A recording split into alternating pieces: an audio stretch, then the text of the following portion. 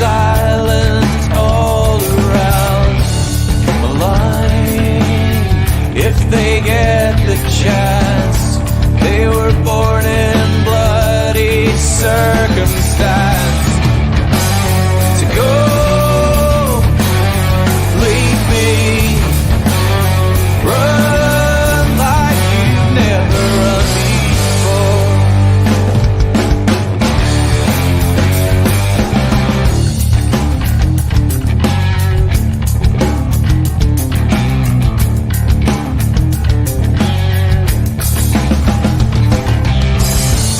A voice from the underground, given room to breathe, not be drowned. So die if you get the chance. Better men than you've been left this dance. To go, leave me, run like you've never run before.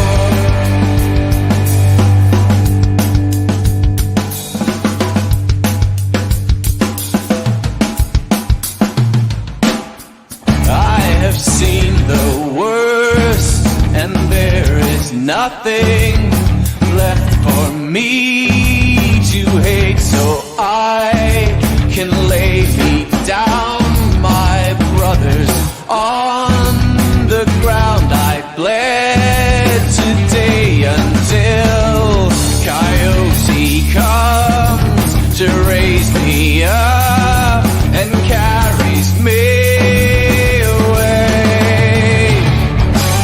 To go, leave me, run like you never did. No, believe me, run like you never run before.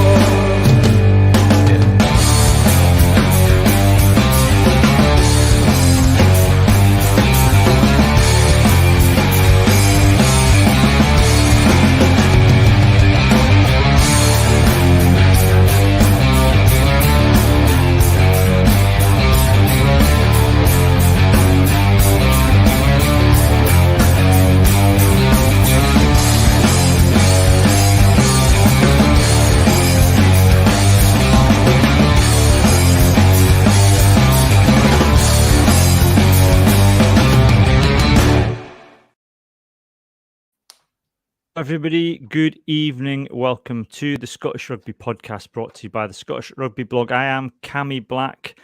Joining me this evening, we have Lisa Martin. Good evening, Lisa. Hi. And we've got John Anderson. Hello, John. Good evening, everyone. And joining us after his laptop's finally done all its updates. What are you up to? Windows 95 now, Craig, is it?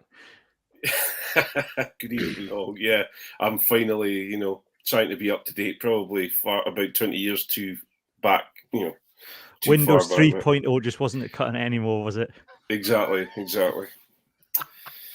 Yeah, Anyway, if you're watching us live, you'll be watching us on YouTube, Twitter, Twitch, and Facebook. If you prefer your podcast in an audio format, you can download us on any podcast app that you can download. We're even on Amazon Alexa and Google. If you say Scottish Rugby Podcast, it plays us unbelievably. Because someone had the foresight to think of a search engine optimized podcast name ahead of the official one going out. Well done, me. Anyway, on with the podcast. We're going to start this evening. There's a lot of news to get through, but I'm going to park the news. We're going to do that at the end because I think John might cry and I think Craig might cry. So we're going to talk about some of the news later on in the podcast. I think what we need to do first, we're going to focus on this weekend's TikTok Six Nations. Scotland were up against France. Lisa, that was always going to be a very challenging game. I know you and John previewed it on the podcast, and we talked about this before the England game, that France and England there's a massive gap between the other teams and France and England. So this was always going to be a challenging game, but I think getting to half time 17-0 down, and we might come to one of those French tries in a moment. That was a very good first half performance.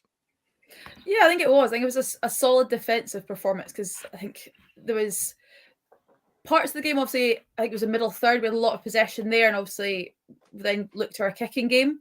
But yeah, it was definitely good phases, good stuff put together, and we definitely really made France work for everything that they got in that first half. But it was disappointing that we weren't able to shoot a shot. Like, we weren't able to properly have a crack at, breaking them down and getting some points on the board, which I think is probably what they deserved with that first half performance, is to go in at half time with some points on the board. And that is going to be disappointing, I suppose, Craig. And we've got that last try against England at the end. But to kind of finish on a 0 feels a little bit harsh for all the endeavour that Scotland showed at times. Yeah, I think France's defence was very, very good. It seemed to, just as Lisa said, we couldn't really shoot a shot at goal. I think also we fell into our, we because we're spending more time throwing the ball out to the wings and throwing the ball around a little bit more, because that's starting to come. That's that sort of nice passing phases are looking really, really good. We're kind of maybe losing a little bit of the forward momentum with the forwards. So it's a really difficult one. Even Chloe Rowley, when you could see her in the last 10 minutes deciding, right, I'm just going to do this myself and get this sorted out, and she didn't get anywhere. The French had her covered. So I think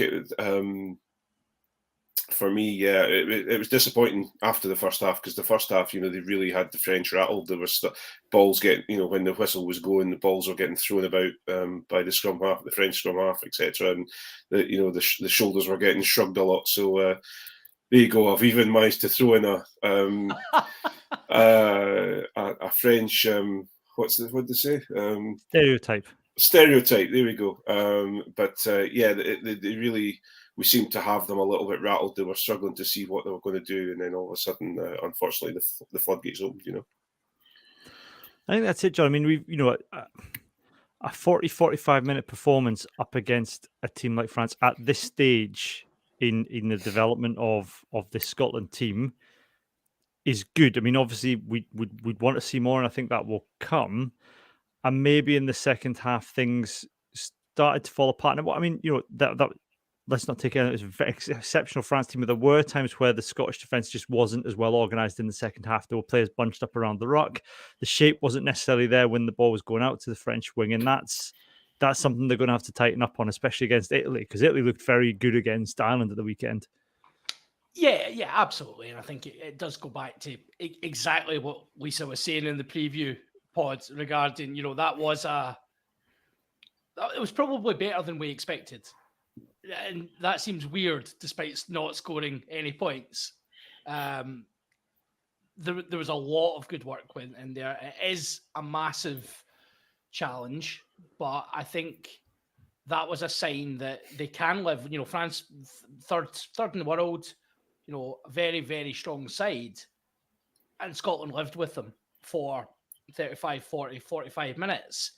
Yes, the wheels came off in the end up, and the score was not flattering, but there's a lot to be proud of in that performance. And I think, the coaching team have talked about this weekend, the Italy game and the Ireland games being the actual test of where we're at.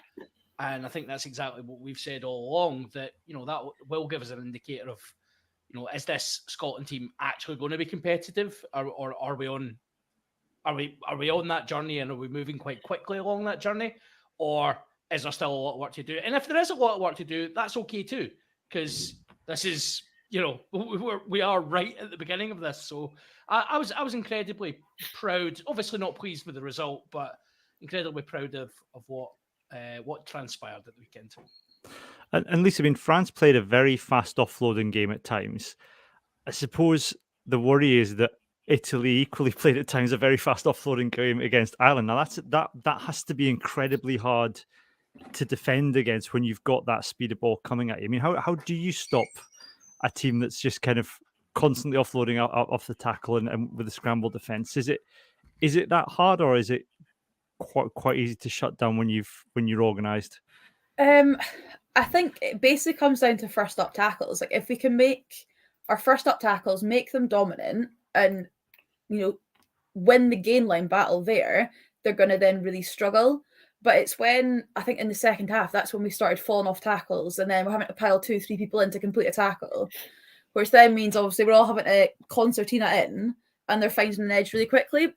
But yeah, if you can get first up tackles there, and if you can try and slow the ball down, so like I said before, start towing the line a little bit more. Start, you've made a tackle, hold on to them in the ball for a couple seconds. Like, we've got to start getting playing smart and playing on the edge, so it's for our game, because we've got the experienced players who are there. It's now just about well, let's actually play that a little bit. Let's play on the ref a little bit. Let's use that release, I'll give it a wee second and then I'll let go. Like, we've got to get a little bit more ruthless in that way, and a little bit more, I think, in that mentality of we're really going to try and have to push this and push them off the game, because like you said, Italy are very skillful.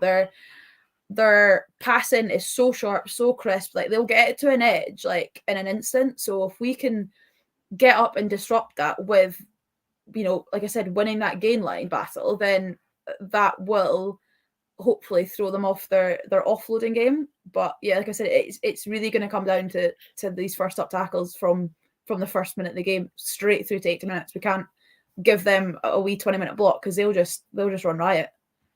Yeah, I mean, there was an interesting stat today, Craig. Scotland have given away 20 penalties in 3 games, which is a really low stat. That's actually quite an impressive disciplinary performance. But as Lisa says, and I hadn't thought of this way before, actually, is that an indication that the team are maybe a little bit too honest at times? Yeah, I think in from what I can see, and obviously I'm not involved with any of the Scotland team or anything like that, or any of the coaching, etc. But what I can see is that there's really, really nice green shoots there that are really starting to work together. The problem is, and Lisa has absolutely hit the nail on the head, and it was the thing I was screaming at the TV, and my son was saying the same thing, and my wife was saying the same thing. The first up tackle, the minute the first up tackle is passive, that's when they can get the ball away and start the offloading work. And then all of a sudden, then the cascade starts off. Right now, the tacklers are now going high to stop the offload. And again, we're losing ground because the French are getting over the gain line, because the tackle has to be higher up, so they're moving backwards. And because there's the offload, they're then scrambling the defence, so you're then not able to get your foot position correctly to put a dominant tackle in. And it seemed to happen far too much. We were letting the ball, just as Lisa said. Sorry, I don't mean to offer no other opinion of just saying just what Lisa says, but Lisa hit the nail on the head with the bloody thing, and and that's why we have her on.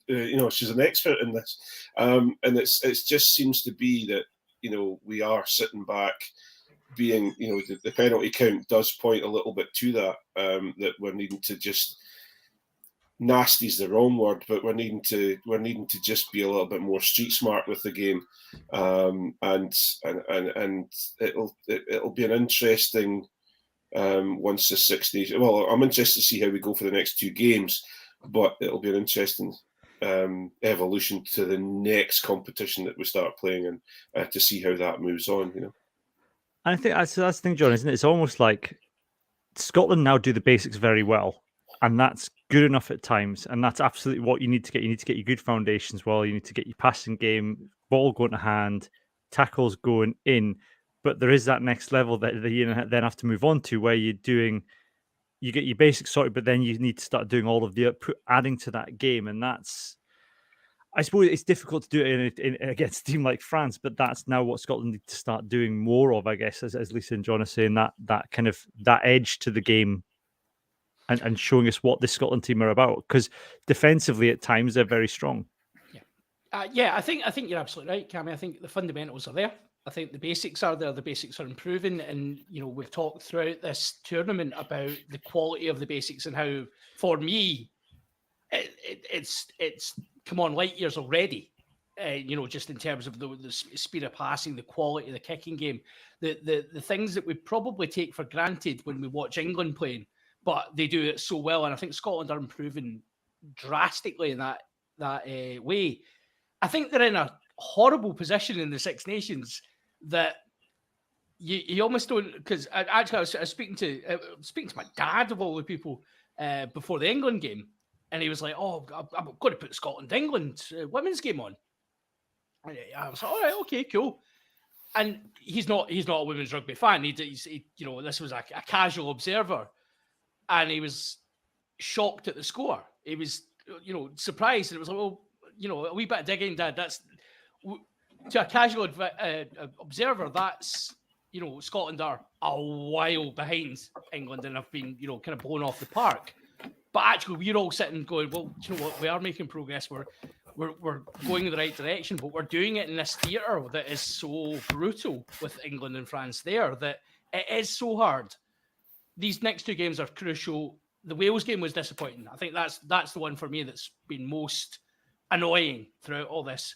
Everything's there for Scotland to take 2 wins. Everything's there for Scotland to be competitive in the Six Nations going forward. It's just, as you say, putting those last flourishes, the last tweaks on, and then starting to show what Scotland are, which is a very good attacking side. Maybe we need to bring in a retiring Glasgow Warrior to bring the what's the word? I can't swear when I'm on. I'm not sure that's such a good idea, Craig. 50 people on the pitch. That'd be quite nice. Not convinced that would be a good idea, Craig. I'll tell you the word in the Patreon. I'll tell you the word I was going to use in the Patreon. And that way. I can imagine it's probably quite a loving, endearing term. Okay. You keep that hope alive, John. Lisa, I think I've got this stat right. I may have misheard it on the commentary, but I think that Scotland have possibly lost 12 games on the bounce now. How does that, as a player, how does that feel? Is that something that gets talked about, or is that at the back of your mind, or will the players be thinking, well, do you know what, we gave Wales a good run a couple of weeks ago. We've got Italy and Ireland coming up, and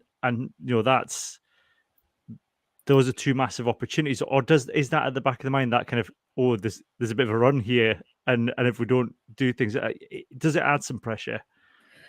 I think it does. Like, in the nicest way possible, I think I can count on one hand how many games I won for Scotland, which is delightful. So 12 is nothing. But yeah, it does weigh on your back, being like, when is this win going to come? Like, it just needs to get here. But then once you get that monkey off your back and get that first win, it then gets infectious, and it then builds and builds and builds.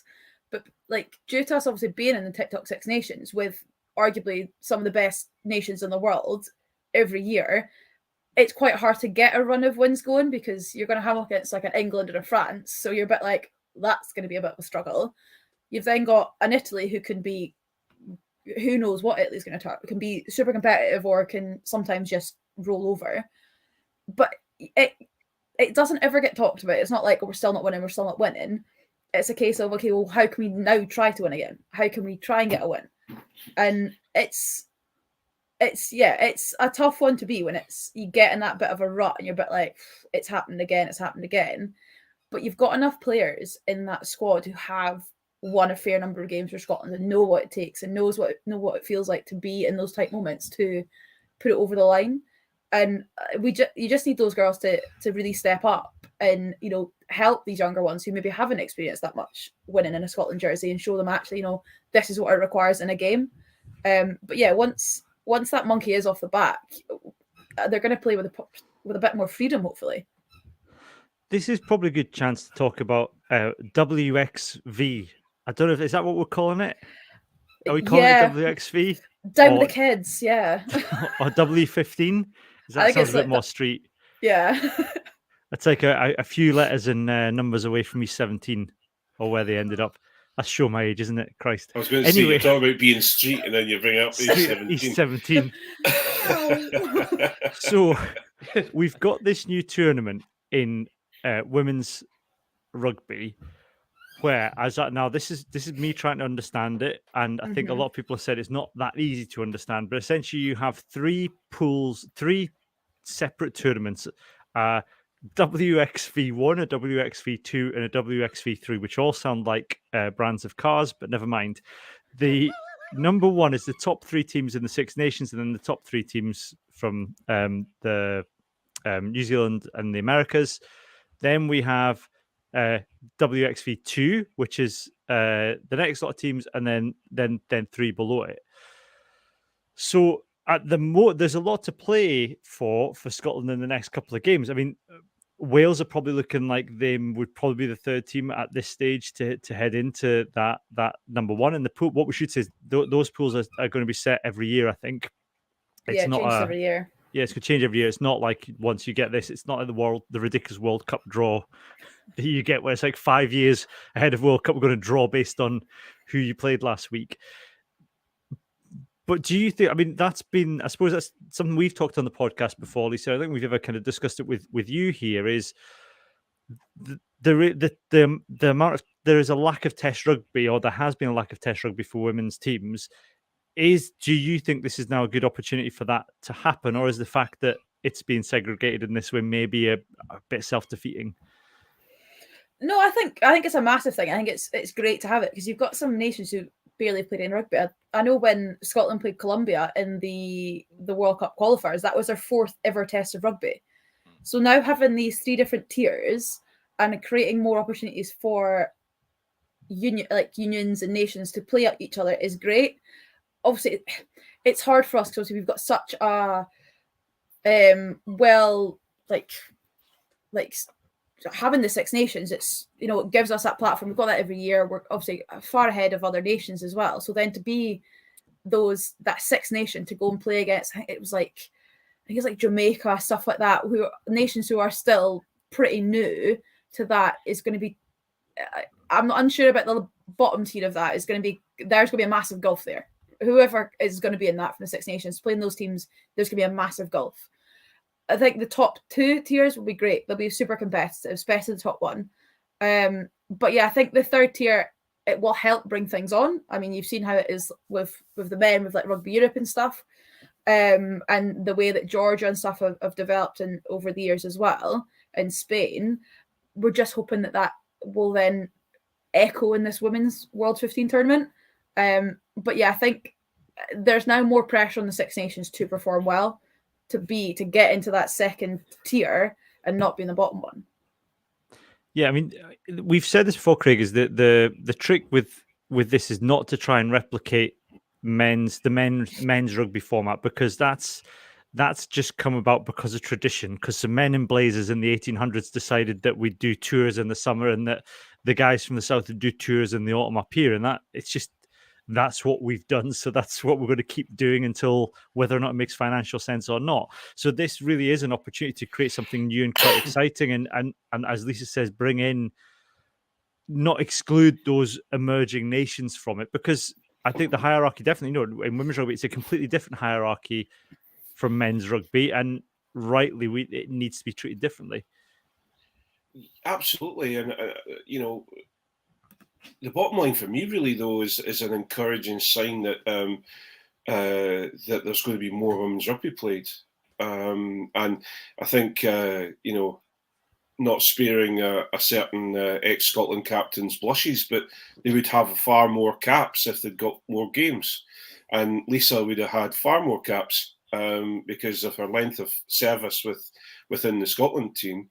There wasn't as many games played as the men's game. So I think if we're going to develop as a nation, and we're talking about the green shoots starting to appear within Scotland women, we need the game time as a professional team, and so having this WXV or W15, whatever you want to call it, is going to be fantastic for the teams. The only problem I foresee, and I think our friend Johnny McGinty was talking about it the other night on another podcast.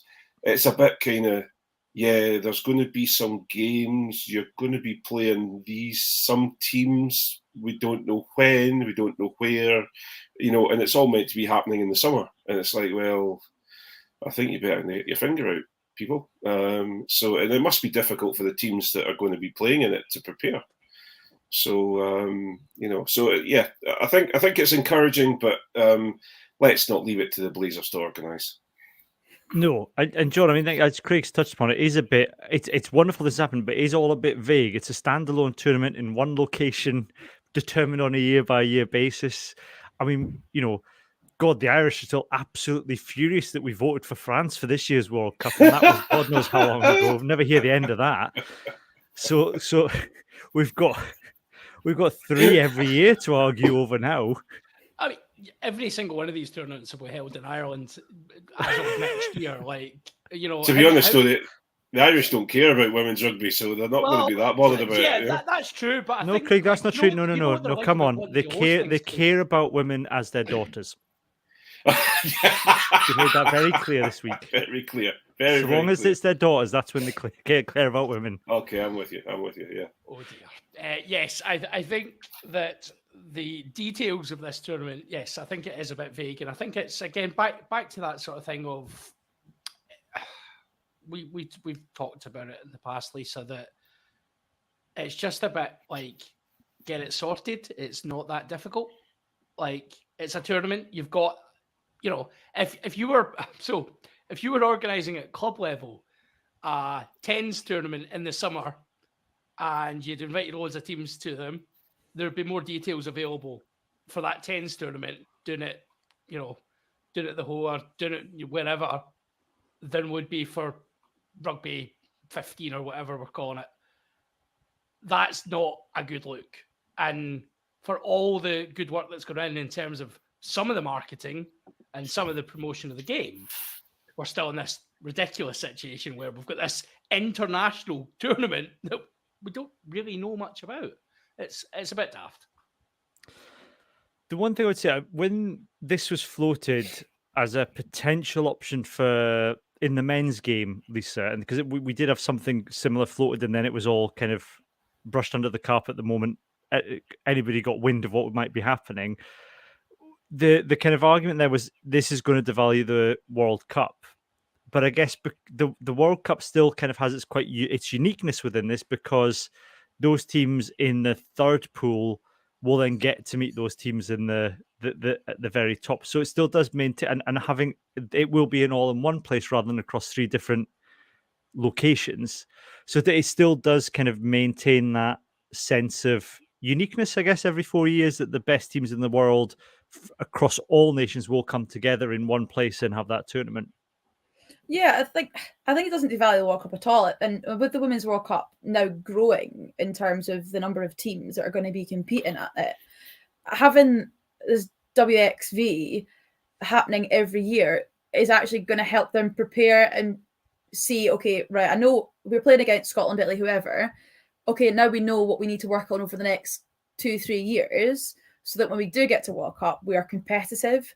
Because that's what we've seen before, and not this World Cup, but the World Cup before, when, I mean, we saw New Zealand play Hong Kong, and it was like a score you used to see in Scottish club rugby for the women. I think it was like 100 and something nil. And it was just like, well, that, the way obviously it was regionalised, like, oh, you need to have a certain amount from each like area and whatever, it just, you could see the massive disparity right there, and you're like, this isn't the World Cup. This isn't how it should be. That teams go there, get an absolute pasting, and then you're a bit like, oh well, they're the best in the world. It just doesn't put women's rugby in a good light for your casual watchers or people who just kind of are tuning in for the first time. So having I think this WX15 is only going to help the World Cup and help that as a product itself. So I'm excited to see how it goes. I think there's been like murmurings of where certain like the tiers will be. I think it's been like Singapore's been put out there, potentially a Hong Kong or Dubai, and then I think there's one in South Africa potentially. So I know people are holding out for your Dubais and Hong Kongs, but maybe less so the South Africa one. But yeah, I think it'll be interesting to watch it to see how it goes. I'm going to be an avid watcher. Yeah, all the all the countries on the amnesty watch list are for top of the choice for World Rugby as normal. But never mind. We hope that it's a success. The WXV. Hopefully that, as you say, I think Craig, it is the opportunity for more international tests, and that's only going to close the gap over time. Yeah, and that's the whole, that that's the whole reason for more game time. We need to close the gap. Everyone needs to close the gap. The ideal situation is that all we go into a Six Nations, saying everyone has the opportunity to win the Six Nations, or at least cause an upset against England or cause an upset against France, because we're at that level now. And Ireland need to be at that level. Wales need to be at that level. Italy need to be at that level, and they're only going to get that. And also, how are we supposed to talk about the Six Nations becoming the 7 or 8 nations like the male counterpart by not having developed teams below that? So that we need to have that conversation about whether Italy should be in the Six Nations in the women's game like we have with it. No, maybe we don't have to have that with them. We don't have to. It does. We don't have to replicate. We can have a nice. We can have nice, friendly banter. We don't have to. We don't have to resort to the hatred of right. That's them out the Six Nations now. Bring in Georgia for England every time we beat them. but it is good though. It's fun. Good. Aye. I recently, in my complete ignorance, challenged someone at a pub quiz regarding Spain and the Women's Six Nations, and I was not aware of Spain's place in the Women's Six Nations for quite some time. So I learned that recently, and I was very pleased. Don't mention that to the Italians. It's like those two don't get on, but like we should still be there. It's like sorry. Yeah, it does sort of indicate though. Like so, I think. In the men's game, obviously, with the fact that we're even having a laugh about the idea of Georgia, being part of the Six Nations, and would they give Wales a game? Would they give England a game? Well, they clearly give Wales a game. They clearly give Wales a game. Give Wales a game. Yeah. Yeah. Well. I think the women's game's in a better position in that aspect, in that yes, you do have these dominant teams, these really, really dominant teams, but actually underneath that, the fact that you're sitting with two tiers of rugby that's probably quite competitive, and then probably a team that's going to go into that third tier of WXV and probably dominate that. We're actually just at a point where we're probably just one team too many for having this amazing competition, and that's a great place to be in. The men's game isn't in that position in terms of like the way it's set up. I think the drop off between Six Nations Rugby Championship teams and then everyone else is vast. And even looking at obviously Canada are a massive player in the women's game, not so great in the men's game. Spain's another example. They're in a great position to be able to uniquely market a tournament and really create a global tournament that isn't the World Cup, but also is incredibly competitive. I think that's so exciting. Is the risk, though, Lisa, that if you've got so much international rugby happening throughout the year in women's rugby, that the pro game underneath that, the level below, doesn't get a chance to get off the ground? Does that make sense, Joey? That it's almost like with the men's game, the club rugby was so sacrosanct for some, that there were the clear international windows created, and in between those windows, you have club rugby taking place. But if international rugby's priority so much, does the kind of potential kind of pathways, I suppose, in the pro level below that suffer if there's not enough time within these two? You've got these big tournaments in between times taking place. There isn't enough time to play any club rugby, I guess. Yeah, I mean, I'd hope to say that they'll bring in a bit of an international window for the women's game as well, so there is an ability to play some club rugby and give back to the clubs who are, in theory, paying wages, and giving all the support and whatever to these players to actually get something from them, but also from like a player welfare point of view. Like you want to have these clear windows so that there is then opportunities for breaks, because our player pool in Scotland especially is so small that you don't want to be flogging them for an entire year and then expect them to do it all again. You'd like to think there'll be discussions with the leagues and with the nations themselves about, okay, well, like we'll try and make it as like best for everyone so it fits everyone. Obviously, everyone's like league season is a bit different. I mean, the Scottish League is completely different from the Alliance Premier 15s. Like, there will be a little bit of a crossover somewhere because nothing's perfect. But I'd like to see there be opportunities for players to go back and play at club. But like you say, because it's so cloak and dagger, we literally have no idea what's going to happen until it happens. And it feels like it's going to be a case of the first year, we're just going to have to wing it and just see what happens, basically. And then just be reactive to it and just be, okay, well, this didn't work. We'll have to change it and do this next year. But yeah, I'd like to hope for the best, but the cynic in me is a bit like, there could be a lot of red flags. Yes. Yeah, especially if the French women's season goes the same way as the men's season, where it just never seems to end until it absolutely has to. I think it's like May or I'm trying to remember. I think it's like May time they finish, if I remember rightly. There's always that tightness of kind of getting players released for summer tours and things like that, isn't there, with the French ones?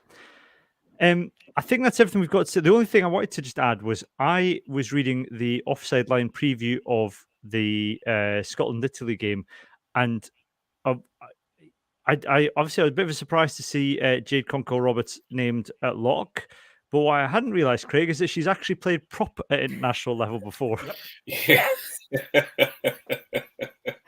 She has. Yeah, I was a little bit surprised because obviously, we all know Jade as number 8, sometimes back row, but I was interested to see Brian Eason's comments on it, and I think he's decided that we're not, well, in my opinion, from what I can read, we're not getting enough go forward ball from the forward pack. So he's wanting to bring in as many go forward forwards as he seems to think that's what's going to happen. It'll be interesting. Maybe there's a game plan. Maybe he's seen a weakness in Italy as well. And maybe we're, with, as Lisa was talking about, Italy's beautiful offloading game and sharp hands, maybe he's decided that we're going to start putting the ball up the jumper and going down route one. I just don't know. But Jade's Jade, and as I'm sure you could put her on the wing, just a little bit like myself. You could put her on the wing and she'd play it. She'd play a fantastic game. So it's one of those situations. It's going to be one of those situations. It'll be interesting to see. That must be an interesting conversation with the referee, Lisa, when you pull your number 8 and says you can play prop, sir. That was great. That Ireland game. I think it was we played Ireland at Donnybrook and we'd gone down to 13 players at this point. And we're a bit like, right, who can we put in at front row? And then we're like, oh, your number 8's going to go in. The ref was like, excuse me. I was like, yeah, number 8's a prop as well. And they're like, okay. And Jade's face was just like, I hate you, Shade. Because Shade's big thing was like he wanted to have a really mobile pack, so he was like, we're just gonna have to do it. I was like, and you know what, we'll put you there and put you at prop because it then makes you a really mobile prop and we need that. So I think that's potentially another reason why he's put Jade up into the row and brought Rachel McLaughlin back in, is to give mobility in that back row, because last week they're very samey. Like, they're big, they're physical, but they're just 3 reincarnations of each other. I think having Rach McLaughlin there will then help counteract Locatelli and Jada Franco, who are really mobile off the base, get around the park a lot, and are on the end of things. So I think that'll massively. I think that's potentially another reason. Well, looking into it, not really reading much of what Brian has to say. But yeah. Yeah.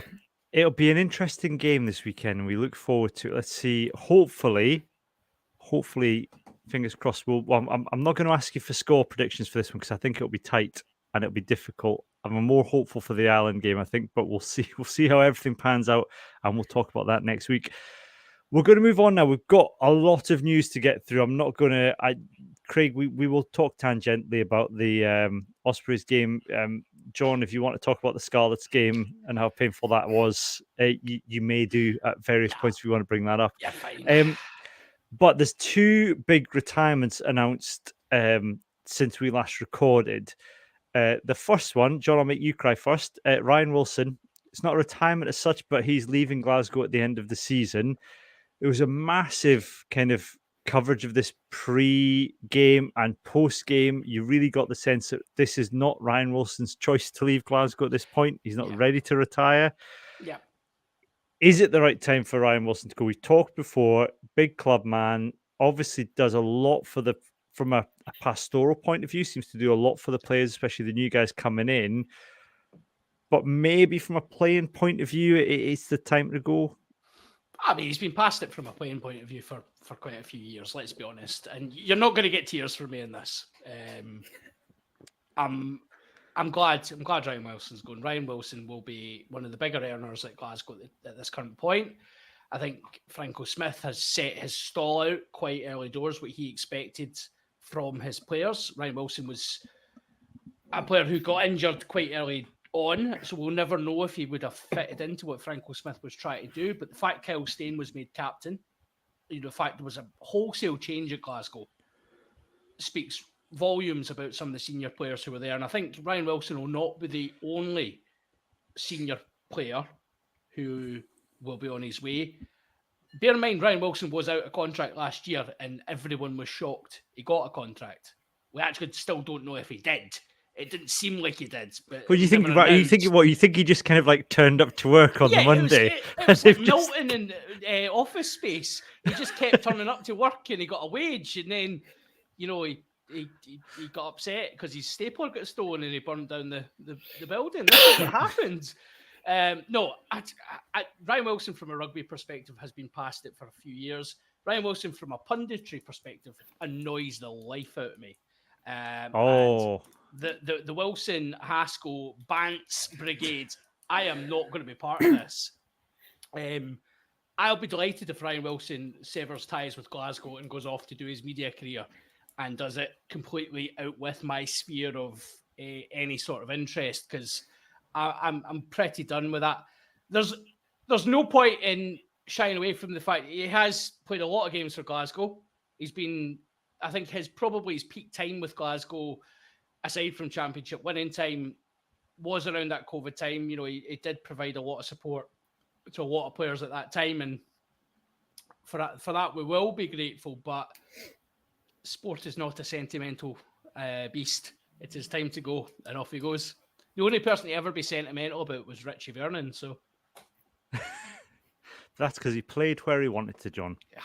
Lovely. Breaker of chains, destroyer of defences, King Richie.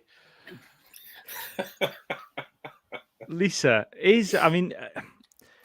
obviously you get these players that come along from time to time and are real kind of they're club players. It used to be the old fashioned word would be club men, the guys who kind of encapsulated what a club was all about at various times. And I think there is that element of whether it's and this is interesting, this applies whether or not it's at pro level or at actual club level. You get these guys that are just they are the club, and in a way it feels a little bit like the old Yellow time, that you have to, at some point, someone has to do the decent thing and take them in the back and tell them it's time to go because there are younger, better, hungrier players coming through.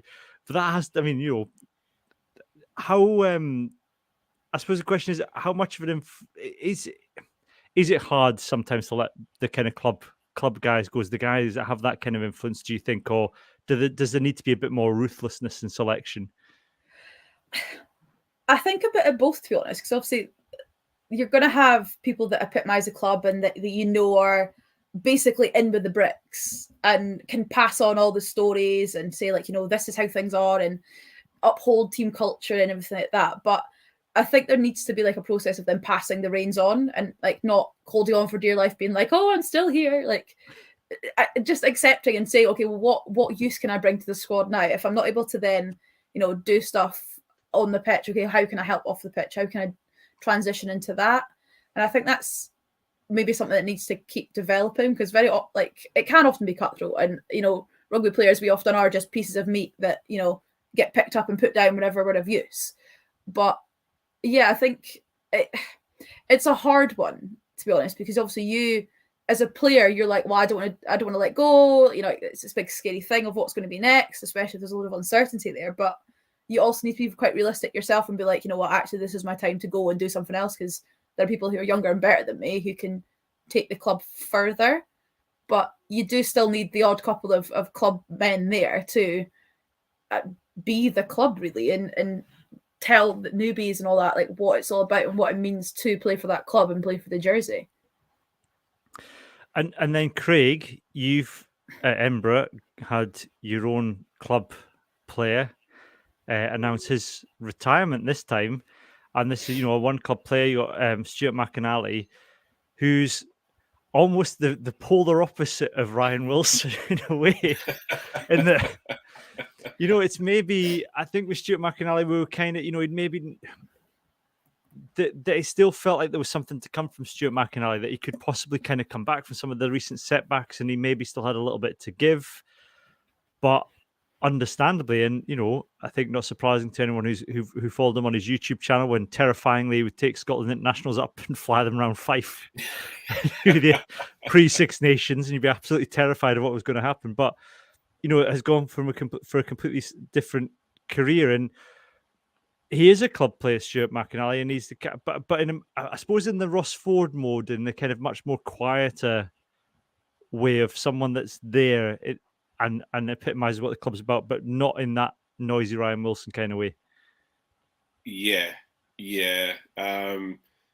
Rambo got his nickname from the pitch and his headband rather than the outfit he wore while he beat someone up in a kebab shop. So it's one of those situations where it's definitely chalk and cheese. So as far as I'm concerned, don't get me wrong, Ryan Wilson has, to serve the amount of time he has for Glasgow, Glasgow supporters are quite, they are quite welcome to call him a club legend, and that's their team, and fine. But Rambo is one of those players that someone who can go into contact, spin, and then accelerate. And he's a front row player. Okay, he was a back rower, and then he came up to the front row. But he has served Edinburgh incredibly well. We are a better team with having Rambo, Stuart McInally in the team. And the lift he always gave everyone within Edinburgh, at the Edinburgh stands, when it was peeing down in Murrayfield and there was 1,500 people there all looking at their chips thinking, these are cold, why did I spend a tenner on them? And he always gave us a lift.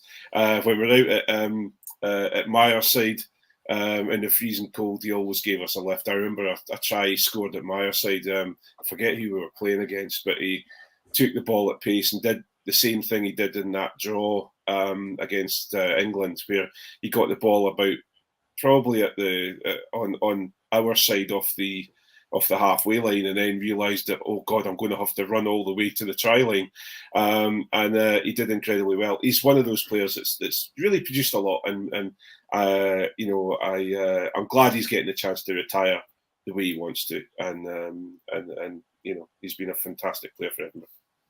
The fascinating thing about Stuart McInally, Lisa, is he's almost one of the first of a breed of new professional player that, and I said, he's a polar opposite of Ryan Wilson, who's still that kind of very much old school kind of banter, kind of getting on the podcast with Max Laheath and his faux Shakespearean, boring kind of shtick.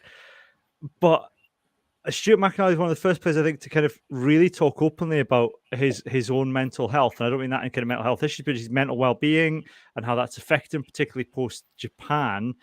And that I think has really kind of helped to create an environment where we've now got, Harry Morgan and the Ospreys kind of talking openly about his experiences. And I think with one of the things we have to kind of, I suppose, give Stuart McInally credit for is that he has been very open as a player about the difficulties that he's faced, and that has opened doors for a lot of other players to do similar things. Yeah, I think that's the thing, is we just need people to be honest and open and make it not a taboo subject, and say, you know what, it is normal to feel like this, and it is normal to have this sort of emotion during your career, post-career, all that sort of stuff. And like, I'll put my hands up as well. I've really struggled with my mental health when I've been playing rugby, especially when I was in France. I completely resented rugby at that point, and I was ready to completely pack it in. But it's one thing being open about it, but it's another thing finding that, well, what's the next step? Well, how can I get help? Who's there to help me? And that's also another scary thing, is like, well, if I say something, well, what's going to happen? Like, I've even had it before where I've not been selected because they were like, oh, you're not mentally strong enough for rugby anymore. And I'm a bit like, well, you want me to be honest with you and say I'm really toiling here. But on the other hand, you're a bit like, well, I've told you this now, so actually go and just have a wee moment to yourself and not play again for a little bit. I think I massive kudos to these guys coming out. And, Rambo is, like you say, is one of the new breeds, and it started that trend of, what is a professional rugby player looking like, and especially coming straight out of school, straight into a pro contract. Okay, well, how can I be a professional? And has shown that his entirety of his career, and really focused on the other things outside of rugby to keep him, balanced. Obviously, with his fly-in, with all the stuff he did with Demo, with the coffee as well. Like, he had a nice balance there, and I think that was key. And yeah, just having that honesty and saying, this is what helps me, this is what's not helped me, this is how I felt. And I think it'll help everyone, regardless of what level they're playing at, whether they're pro, whether they're playing down in East 2 or whatever. Saying that, it's normal to really struggle with it at points during rugby is great. And I think more people should come out and, be honest about themselves.